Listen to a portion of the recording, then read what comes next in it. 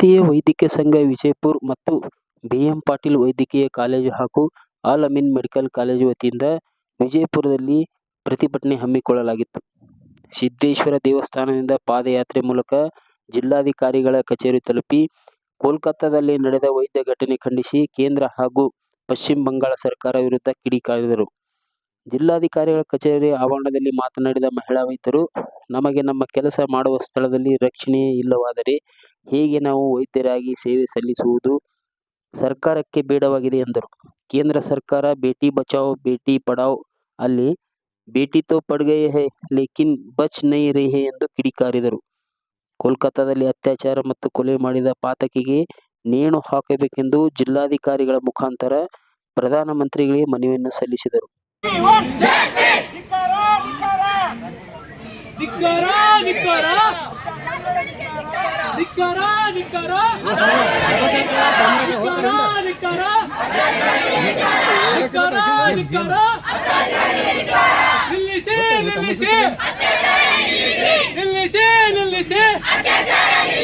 हमारी मांगे पूरी करो, हमारी मांगे पूरी करो, हमारी मांगे पूरी करो, हमारी मांगे पूरी करो,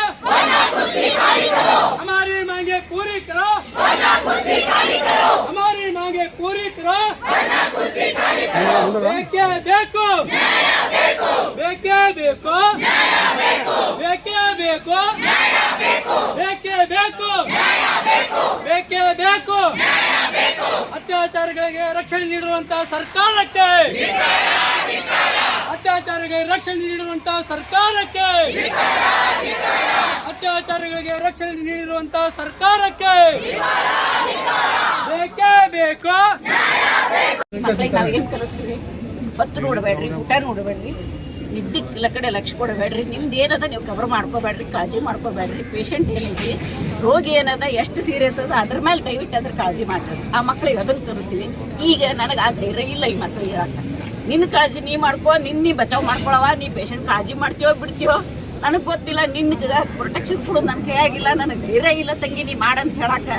ಹಂಗಂತೇಳಿ ಈಗ ನಾ ಕಲಿಸೋ ರೀತಿ ಬದಲಾಗೋ ಪರಿಸ್ಥಿತಿ ಬರಕತ್ತದ. ದಯವಿಟ್ಟು ನೀವು ಎಲ್ಲ ಮೀಡಿಯಾದವರಾಗಿ ಒಂದೇ ಮಾತು ತಿಳ್ಕೊರಿ. ಆ ಮಕ್ಕಳು ಏನು ಮಾಡ್ತಾರ, ನಮ್ಮಂಥವ್ರ ಹಿರಿಯರಿಗೆ ಧೈರ್ಯ ಕೊಡ್ತಾರೆ. ಹೌದಪ್ಪ, ಈ ಮಕ್ಕಳ ಕೈ ನೀವೆಲ್ಲರೂ ಸೇಫ್ ಅದಿರಂತ.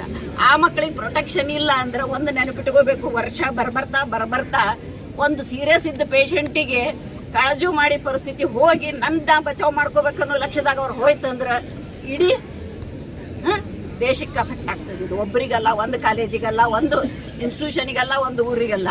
ಒಬ್ಬ ಹೆಣ್ಮಗಳಾಯಿತು, ಒಬ್ಬ ಜೂನಿಯರ್ ಡಾಕ್ಟರ್ ಆಯಿತು, ತಾವು ಪ್ರೊಟೆಕ್ಷನಿಗೆ ಅವರಿಗೆ ಭರೋಸೆ ಇಲ್ಲ.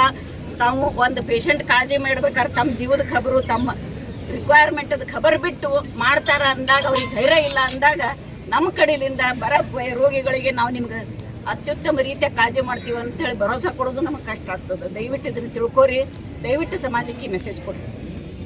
ಮುಂದುಗಡೆ ಜಮಾ ಆಗಿದ್ದು ಕಾರಣ ಏನೆಂದರೆ ಎಲ್ಲ ಅಲ್ಲಮಿನ ವೈದ್ಯಾಧಿಕಾರಿಗಳು, ಅಲ್ಲಮಿನ ವಿದ್ಯಾರ್ಥಿಗಳು, PG ಸ್ಟೂಡೆಂಟ್ಗಳು, ಇಂಟರ್ನ್ಗಳು, BLDA ಸಂಸ್ಥೆಯ ಎಲ್ಲ ವೈದ್ಯಾಧಿಕಾರಿಗಳು, ಇಂಟರ್ನ್ಗಳು ಇಲ್ಲಿ ಜಮಾ ಆಗಿದ್ದಾರೆ. ಯಾಕೆಂದರೆ ನೀವು ಕೇಳಿದ್ರೆ ಆಲ್ರೆಡಿ ನ್ಯೂಸಲ್ಲಿ ಬಂದಿದೆ. 9ನೇ ತಾರೀಕಿನ ದಿವಸ ನಮ್ಮ ವಿದ್ಯಾರ್ಥಿ ಒಬ್ಬ MD ಮಾಡ್ತಕ್ಕಂಥ ವಿದ್ಯಾರ್ಥಿ, PG MD ಮಾಡ್ತಾ ಇದ್ರು ಪಲ್ಮರಿ ಮೆಡಿಸಿನ್ದಲ್ಲಿ, ವಿದ್ಯಾರ್ಥಿ ಸ್ಟಡಿ ಮಾಡ್ತಾ ಇದ್ರು. ಅವತ್ತಿನ ದಿವಸ ರಾತ್ರಿ ಡ್ಯೂಟಿ ಮಾಡಿ ಸೆಮಿನಾರ್ ಹಾಲ್ನಲ್ಲಿ ರೆಸ್ಟ್ ತಗೋತಾ ಇದ್ದಾರೆ. ಆ ವೇಳೆಯಲ್ಲಿ ಒಬ್ಬ ಸಂಜಯ್ ಅಂತ ಹೇಳಿ ಒಬ್ಬ ಮನುಷ್ಯ, ದುಷ್ಟ ಮನುಷ್ಯ ಬಂದು ಆ ಹೆಣ್ಣು ಮಗಳಿಗೆ ರೇಪ್ ಮಾಡ್ತಾನೆ. ರೇಪ್ ಮಾಡಿ ಆಮೇಲೆ ಅದನ್ನು ಕೊಲ್ತಾನೆ. ಈ ಕೊಲ್ಲಿದ ಘಟನೆ ಎಲ್ಲ ಕಡೆ ಹರಡಿದೆ. ಆದ್ದರಿಂದ ಈ ರೀತಿಯಾಗಿ ನಾವು ಎಲ್ಲ ತಂದೆ ತಾಯಿ ಹೇಳ್ತಾರೆ, ಬೇಟಿ ಬಚಾವೋ ಬೇಟಿ ಪಢಾವೋ ಅಂತ ಹೇಳಿ ಆಂದೋಲನ ಎಲ್ಲ ಕಡೆ ನಡೆದಿದೆ. ನಮ್ಮ ಪ್ರಧಾನಮಂತ್ರಿಗಳೆಲ್ಲ ಹೇಳಿದ್ದಾರೆ. ಅದನ್ನ ನೋಡಿ ನಾವು ಇವತ್ತು ಏನ್ ಮಾಡ್ತಾ ಇದ್ದೇವೆ ಹೇಳ್ರಿ? ನಾವು ನಮ್ಮ ಮಾನವ ಕುಲವನ್ನು ಕೊಲ್ತಾ ಇದ್ದೀವಿ. ನಾವು ಇವತ್ತು ಅನ್ಯಾಯ ಆಗ್ತಾ ಇದೆ. ಇದಕ್ಕೇನು ಜಸ್ಟಿಫಿಕೇಶನ್ ಬೇಕು? ಹಮ್ಕು ಇನ್ಸಾಫ್ ಚೇ.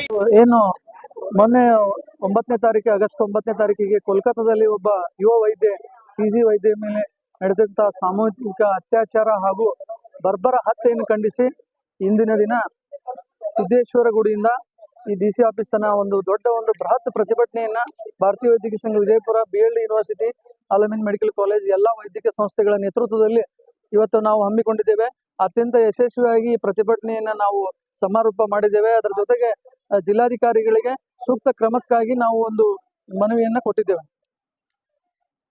ಈ ಒಂದು ಸ್ವತಂತ್ರ ಬಂದು 77 ವರ್ಷ ಆದ್ರೂ ಕೂಡ ಈ ಒಂದು ಹೆಣ್ಣು ಮಕ್ಕಳಿಗೆ ರಕ್ಷಣೆ ಅಂತಕ್ಕಂಥದ್ದಿಲ್ಲ. ಅವರು ಗರ್ಭದಿಂದ ಹಿಡ್ಕೊಂಡು ಸಾಯುತನ ಕೂಡ ಇಷ್ಟೊಂದು ತೊಂದರೆಗಳು ಹಾಗೂ ಅವ್ರ ಮೇಲೆ ಅತ್ಯಾಚಾರ ಅನಾಚಾರಗಳ ನಡೀತಾನೆ ಇದ್ದಾವೆ. ಮಹಾತ್ಮ ಗಾಂಧೀಜಿಯವರು ಹೇಳಿದ್ರು, ಒಬ್ಬ ಹೆಣ್ಮಗಳು ಯಾವಾಗ ರಾತ್ರಿ 12 ಗಂಟೆಗೆ ಒಬ್ಬಳೇ ನಡ್ಕೊಂಡು ಹೋಗ್ತಾಳ ಅವಾಗ ನಮಗೆ ಸ್ವಾತಂತ್ರ್ಯ ಸಿಕ್ಕದಂತ ಹೇಳಿದ್ರು. ಅದರ ಅರ್ಥ ಇನ್ನೂ ನಮ್ಮ ಹೆಣ್ಣು ಮಕ್ಕಳಿಗೆ ಇವತ್ತು ಕೂಡ ಸ್ವಾತಂತ್ರ್ಯ ಸಿಕ್ಕಿಲ್ಲ. ಆ ಒಂದು ನಿಟ್ಟಿನಲ್ಲಿ ನಮ್ಮ ಸರ್ಕಾರಗಳು ಎಲ್ಲರೂ ಕೂಡ ಯೋಚನೆ ಮಾಡಬೇಕಾಗಿದೆ. ಎಲ್ಲಿ ನಮ್ಮ ಒಂದು ಫಾಲ್ಟ್ ಆಗ್ತಾ ಇದೆ, ನಮ್ಮ ಒಂದು ಕಾಯ್ದೆಗಳಲ್ಲಿ ಏನಾದರೂ ತೊಂದರೆ ಇದೆಯಾ, ಏನಾದರೂ ಇದೆಯಾ, ಅದನ್ನ ನಾವು ಸುಧಾರಣೆ ಮಾಡ್ತಕ್ಕಂಥದ್ದು ಹಾಗೂ ಕ್ಯಾಪಿಟಲ್ ಪನಿಷ್ಮೆಂಟ್ ಅಂತ ಏನು ಹೇಳ್ತೀವಿ, ಈ ಒಂದು ಅತ್ಯಾಚಾರಿಗಳಿಗೆ ಒಂದು ಹತ್ಯೆ ಮಾಡಿದವರಿಗೆ ಸಾರ್ವಜನಿಕ ಹ್ಯಾಂಗಿಂಗ್ ಅಥವಾ ಕಲ್ಲು ಹೊಡೆದು ಸಾಯಿಸುವಂತ ಒಂದು ಕ್ಯಾಪಿಟಲ್ ಪನಿಷ್ಮೆಂಟ್ ಕೊಟ್ಟಾಗ ಮಾತ್ರ ಅವರಲ್ಲಿ ನಡುಕ ಹುಡ್ತದೆ, ಅವ್ರಿಗೆ ಭಯ ಹುಡ್ತದೆ. ಹೊರತಾಗಿ ನಾವು ಹಿಂಗೆ ಏನಾದರೂ ಸಣ್ಣ ಪುಟ್ಟ ಒಂದು ಶಿಕ್ಷೆ ಕೊಟ್ರೆ ಅವರು ನಿರಂತರವಾಗಿ ಈ ಒಂದು ನಡೀತಕ್ಕಂಥ ಹತ್ಯೆಗಳನ್ನು ತಪ್ಪಿಸ್ಲಿಕ್ಕೆ ಸಾಧ್ಯ ಇಲ್ಲ ಅಂತಕ್ಕಂಥ ಮಾತನ್ನ ಈ ಸಂದರ್ಭದಲ್ಲಿ ಹೇಳಕ್ಕೆ